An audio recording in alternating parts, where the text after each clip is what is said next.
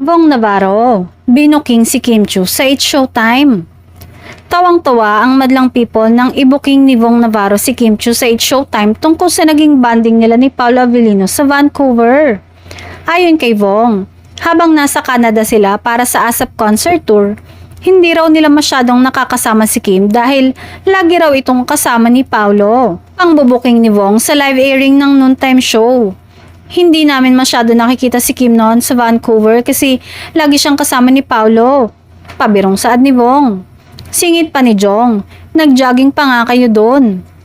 Agad namang natawa at kinilig ang studio habang halatang nailang si Kim at pilit na umiwas sa mga tukso ng mga kasamahan sa show.